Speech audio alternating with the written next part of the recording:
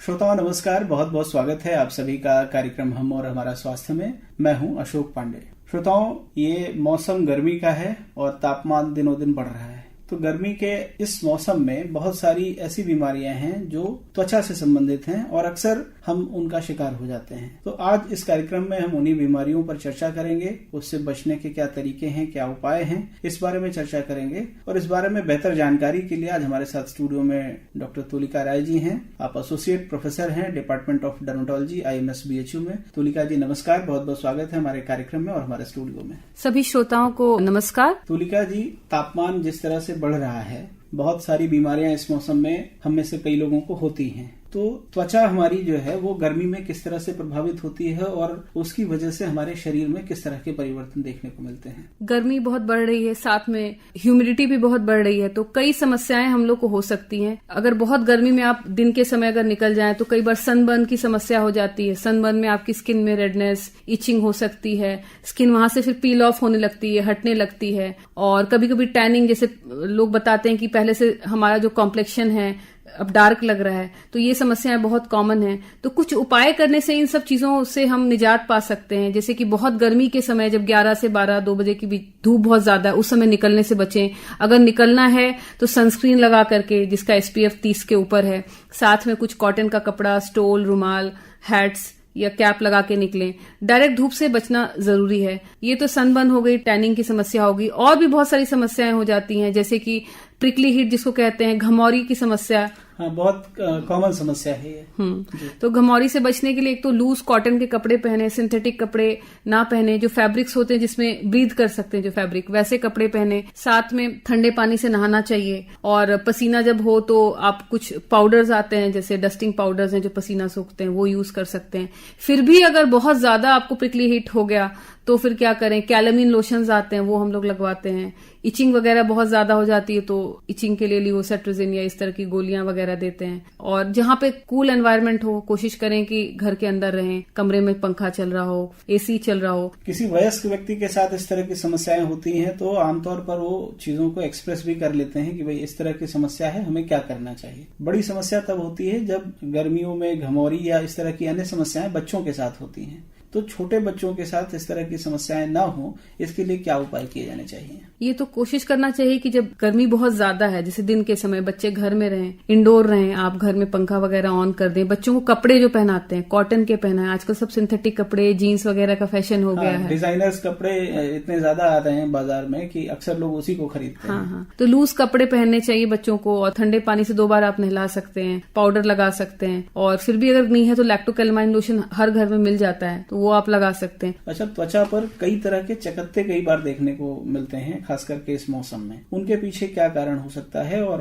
उसका समाधान क्या है? चकत्ते जैसे अर्टिकेरिया जिनको कहते हैं, एक तरह की एलर्जी भी होती है, कुछ लोगों में ऑटो इम्यून डिजीज भी होती है। तो कई बार देखा गया है कि अर्टिकेरिया की समस्याएं बढ़ जाती हैं। तो वैसे में फिर आपको अपने डॉक्टर से मिलना पड़ेगा। और क्योंकि अगर वो ट्रिगरिंग फैक्टर अगर वो हीट है, क्लाइमेट है, तो फिर आपको कोशिश करना है कि थोड़ा इंडोर रहें उस समय। अच्छा, बहुत सारे टेलीविजन के विज्ञापनों में हम अक्सर देखते हैं, दिखाया जाता है कि सन प्रोटेक्शन के लिए इस चीज का इस्तेमाल करिए, या धूप जो है वो आपकी त्वचा को, उसके रंग को परिवर्तित कर देती है, तो उससे बचाव के लिए इस तरह की चीजों का इस्तेमाल करिए। उन चीजों का इस्तेमाल किस हद तक जायज है? क्या उससे वाकई में कोई फर्क पड़ता है? हाँ, जैसे अभी गर्मी है तो गर्मी क्या, इनफैक्ट 12 महीने सनस्क्रीन जरूर लगानी चाहिए। सनस्क्रीन से आपकी त्वचा को काफी फायदा होता है, लेकिन देखिए सनस्क्रीन भी 100% इफेक्टिव नहीं होती। तो साथ में कुछ स्टोल लेना, कैप लेना जरूरी है, स्पेशली इतनी गर्मी जब है। सनस्क्रीन जब आप खरीदते हैं तो कुछ चीजों का आप ध्यान दें कि आपकी स्किन कैसी है। जैसे अगर बहुत ऑयली स्किन है तो जेल बेस्ड सनस्क्रीन आते हैं, वैसा यूज करें। और अगर आपकी स्किन बहुत ड्राई है तो लोशन बेस वाली सनस्क्रीन लें। और सनस्क्रीन का SPF चेक करें, 30 के ऊपर वाली सनस्क्रीन हमारे लिए बेटर होती है। और सनस्क्रीन का इफेक्ट भी 3-4 घंटे होता है। तो कई बार ऐसा होता है कि वो बहुत पसीना हुआ या आप स्विमिंग करते हैं, वो धुल गई, आपने रिपीट एप्लीकेशन नहीं किया, तो उसका रिपीट एप्लीकेशन करना भी जरूरी है, वरना जो उसकी एफिकेसी है वो घट जाती है। तो सनस्क्रीन का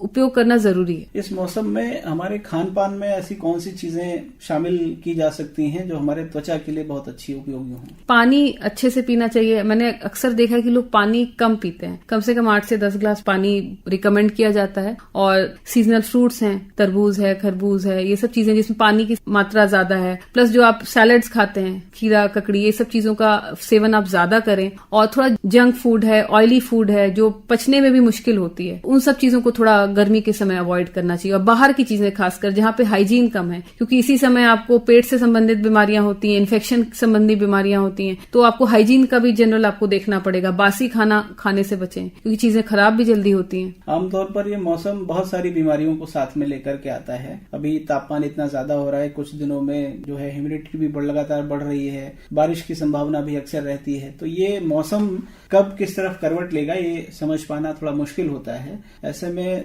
आपने बताया कि पेट संबंधी या त्वचा संबंधी बहुत सारी बीमारियां अक्सर लोगों को हो जाती हैं। अभी हम त्वचा से संबंधित बीमारियों की बात कर रहे हैं। आपने घमौरियों की चर्चा कर ली, हमने चकत्तों की चर्चा कर ली। कई बार हमारे शरीर में खुजली होती है, तो उस खुजली के होने के पीछे क्या कारण हो सकते हैं और उसमें लापरवाही कितनी घातक हो सकती है? गर्मी में पसीना भी बहुत होता है, तो कई बार फंगल इन्फेक्शन, जो दाद वगैरह की समस्याएं हैं, वो भी बढ़ जाती हैं। स्पेशली स्किन फोल्ड जैसे हैं जहाँ पे पसीना ज्यादा होता है उन एरियाज में बॉडी के। तो फिर इसमें यही चीज है, जैसे मैंने बताया, पहनावे पे ध्यान देना है। डस्टिंग पाउडर्स आते हैं, एंटी फंगल डस्टिंग पाउडर्स वगैरह आते हैं, वो आप यूज कर सकते हैं। फिर भी अगर आपको आराम नहीं मिल रहा है तो अपने जो आसपास जो स्किन के डॉक्टर हैं उनको दिखा करके, परामर्श ले करके जो संबंधित दवाइयां हैं, सही दवाइयां हैं, उनको फिर लेना जरूरी है, वरना इन्फेक्शन बढ़ सकते हैं। अच्छा, कामकाजी महिलाएं जो घर से बाहर दफ्तर के लिए निकलती हैं और जो महिलाएं घर में काम करती हैं, उनका काम करने का तरीका होता है, उसमें काफी हद तक अंतर देखा जाता है। तो उनके लिए इस मौसम में कोई खास ऐसे तरीके अपनाने चाहिए जिससे वो इन सारी चीजों से बची रह सकें?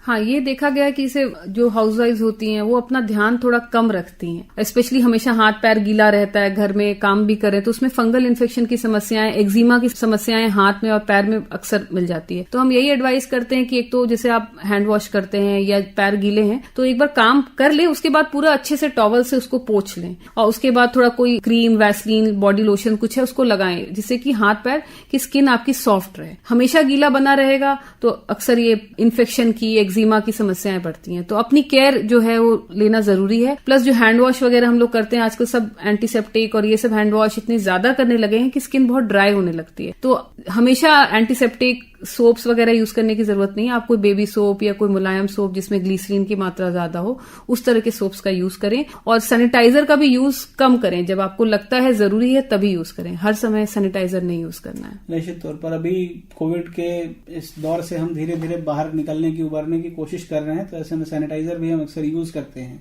नहाते समय किन बातों का ध्यान देना आवश्यक है? जैसे शैम्पू या साबुन का जो इस्तेमाल है, बहुत सारे लोग सलाह देते हैं कि भाई गर्मियों में कम से कम किया जाना चाहिए। आप साधारण पानी से अगर नहा लें तो उतना भी पर्याप्त है। तो हमारे श्रोताओं को इस बारे में भी थोड़ा सा बताइए कि गर्मी के इस मौसम में नहाते वक्त उन्हें किन बातों का ध्यान रखना चाहिए? एक तो ठंडे पानी या नॉर्मल पानी से नहाना चाहिए, गर्म पानी का उपयोग नहीं करना चाहिए। दूसरा ऐसा है कि देखिए, सोप बेसिकली क्लीन करने के पर्पज से है, तो कोई ऐसा नहीं कि आपको बहुत फैंसी साबुन यूज करना चाहिए। हाँ, साबुन यूज करना चाहिए गर्मी में, कोई भी साबुन जो स्किन के लिए फ्रेंडली है, जैसे कि ग्लिसरीन वाले साबुन है, मॉइस्चराइजिंग सोप है, और अपने स्किन टाइप के हिसाब से भी करना चाहिए। अगर आपकी बहुत ऑयली स्किन है तो फिर आपको मॉइस्चराइजिंग सोप ना यूज करके नॉर्मल सोप्स यूज करने चाहिए। स्किन ड्राई है तो उस हिसाब से आपको यूज करना चाहिए। तुलिका जी, वक्त हो रहा है कार्यक्रम को समाप्त करने का, तो चलते चलते हमारे श्रोताओं को जो भी रेडियो सेट के माध्यम से या मोबाइल फोन के माध्यम से इस कार्यक्रम को सुन रहे हैं, आज आकाशवाणी के स्टूडियो से क्या संदेश होगा? गर्मी में खासकर पानी अच्छे से पीना है, नहाना है, पर्सनल हाइजीन का बहुत ध्यान देना है, कॉटन के लूज कपड़े पहनने हैं, और बहुत ज्यादा क्रीम, कॉस्मेटिक, ऑयली जो चीजें आजकल बहुत सारी चीजें आप लगाने लगते हैं तो बहुत सारी समस्याएं आती हैं। तो इन सब चीजों से बचें और हेल्दी डाइट लें तो आपको ज्यादातर समस्याओं से निदान मिल जाएगा। निश्चित तौर पर तुलिका जी, आपने गर्मी के मौसम में किस तरह की समस्याएं हमें हो सकती हैं त्वचा से संबंधित और उससे हम कैसे बच सकते हैं, इस बारे में जो जानकारी दी हमारे श्रोताओं के लिए बहुत लाभकारी सिद्ध होगी। आप आई, आपने समय दिया, आपको बहुत बहुत धन्यवाद।